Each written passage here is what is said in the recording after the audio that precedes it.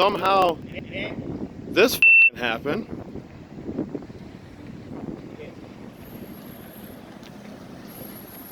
This was like It slipped sideways. sideways. Nice.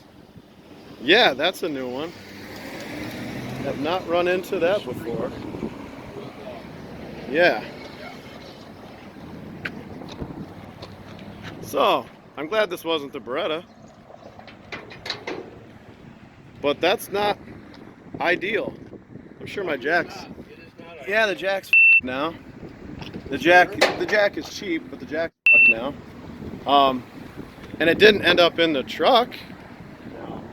But I hit the brakes and thought, oh wow, those trailer brakes really grabbed hard. Nope. That wasn't it. Holy shit. Wow.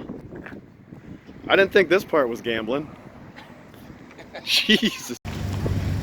Alright, here we go in the middle of shithole Utica.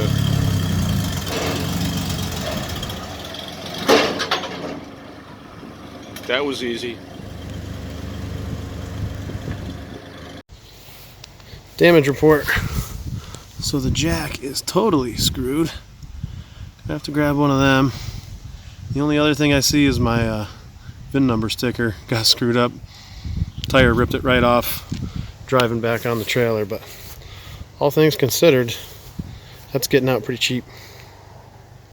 So here's where the jack on the trailer stabbed the skid plate, but it actually didn't even break the skid plate. I thought it did, but these two bolts over here, notice didn't really want to tighten, but it was a gambler, so I said, close enough, whatever. But the bolts must have come out. Either they're in the gamble or when the jack impaled the skid plate.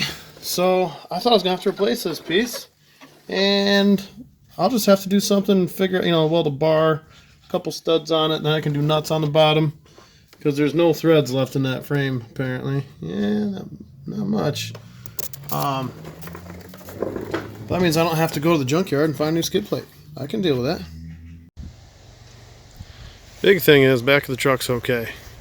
I do have a tailgate project coming up, but I wasn't planning on doing anything with the bumper, so happy that's good. So from what Lauren was saying, somehow this thing ended up like that. At least that's how it was when it was already loose and the Blazer was off the front of the trailer.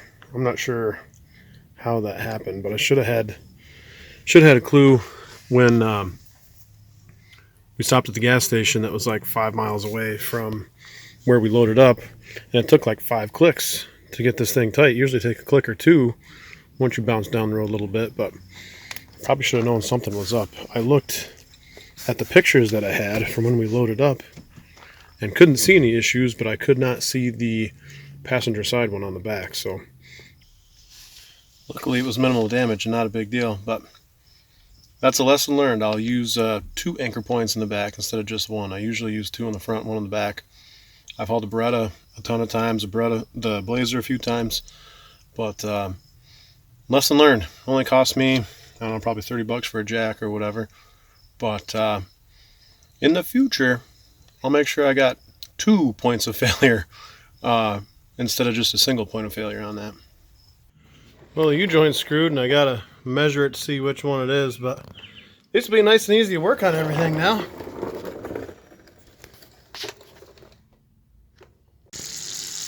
Wonder where the leak is on this tire. Somewhere in there is that dead ball joint I gotta pull out.